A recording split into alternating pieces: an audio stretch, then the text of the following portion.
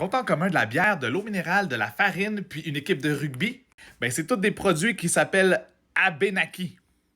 Fait qu'aujourd'hui, à Watso Nouvelles, en collaboration avec Espace Autochtone, on parle de la problématique des compagnies qui s'approprient le nom de nos nations.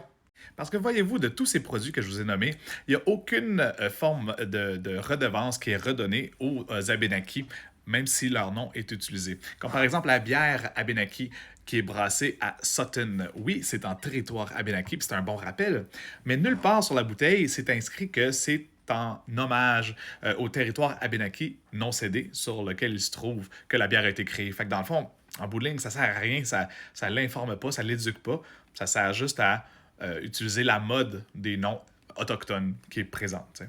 Même chose pour la farine, puis l'eau minérale que je vous ai montré. Oui, ça s'appelle l'Abenaki parce que c'est fait sur notre territoire, sauf qu'il n'y a aucune autre redevance, aucune autre réparation qui nous est donnée en utilisant notre nom.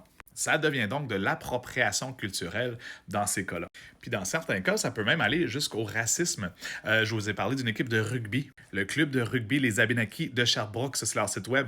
Mais quand je parle de racisme, c'est parce qu'on les a contactés, on leur a demandé de changer leur nom, puis ils nous ont envoyé promener. Fait que dans le fond, ils savent que ce qu'ils font, ça ne nous honore pas, ça ne nous respecte pas, puis ils préfèrent nous envoyer promener.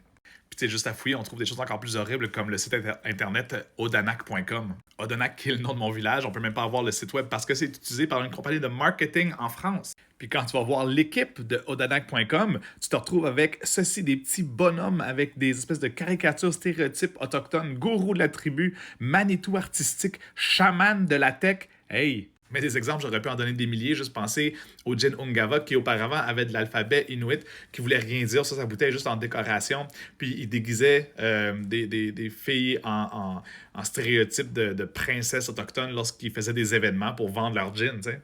Fait que tout ça pour dire que, comme, à quand une loi pour protéger justement les noms des nations? C'est quand? Est-ce que vous pensez que ce serait possible de voir une bière qui s'appellerait la bière juive?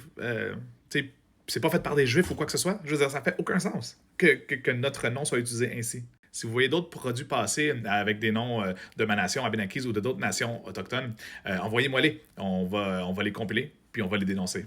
Peace.